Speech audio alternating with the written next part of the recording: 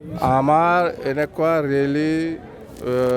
ৰেলীৰ লগতে যিটো জনজাগৰণ সভা সেই মিটিংটো আকৌ আজিৰ পৰা আৰম্ভ হ'ল। আমি মাজত এই বিহু আৰু ঈদৰ কাৰণে আমি বন্ধ ৰাখিছিল। তো আজিৰ পৰা আৰম্ভ। আজি আৰু শ্ৰীৰামপুৰ আছে, অহাকালি আমাৰ গুমা আৰু পৰ্বতজৰা আছে, আৰু নেক্সট দিনা আমাৰ সেইফালে ওদালগুৰিত আছে। তো এইটো প্ৰায় শেষ হ'বলৈ গৈ আছে। আমাৰ সেই ৰেলীৰ লগতে যিটো জনজাগৰণ সভা এইটো শেষ হ'বলৈ গৈ আছে, আৰু 6টা আছে আৰু। তো উদ্দেশ্য সেইটোৱে, আপোনালোকে জানে আমাৰ লাগে শান্তি, আমাক লাগে একতা, আমাক লাগে উন্নয়ন। সেইটো যাত্ৰালৈ আমি এইবিলাক প্ৰগ্ৰাম কৰি আছোঁ।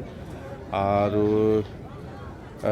আজিৰ দিনত চৰকাৰে যিটো নতুনকৈ যিটো ডিচিশ্যন লৈছে সেইটোতো মই কেতিয়াও ছাপোৰ্ট কৰিব নোৱাৰে। সেইটো হ'ল মাটি কিনা বেচাৰ যিটো ইনডাইৰেক্ট বন্ধ।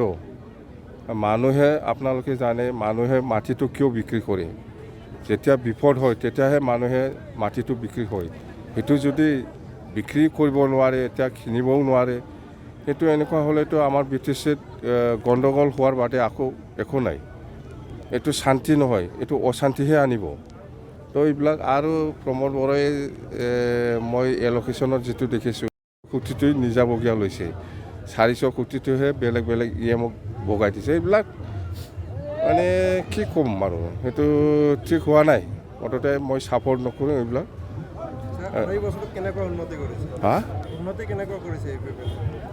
উন্নতি বুলি ক'লেতো আপোনালোকে আৰু বেছি ভালকৈ জানে।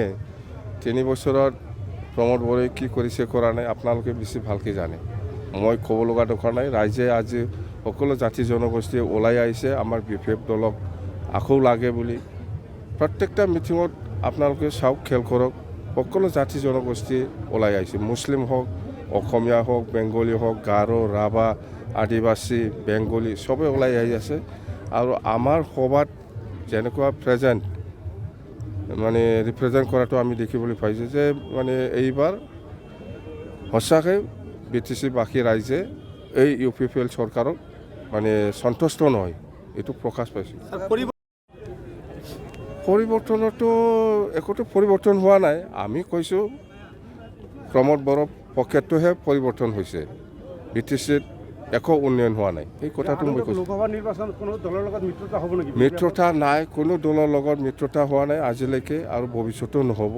লোকসভাত আমাৰ BPF আমি অকলে খেলিম, কাৰো লগত এলায়েন্স নকৰিম। Thank U.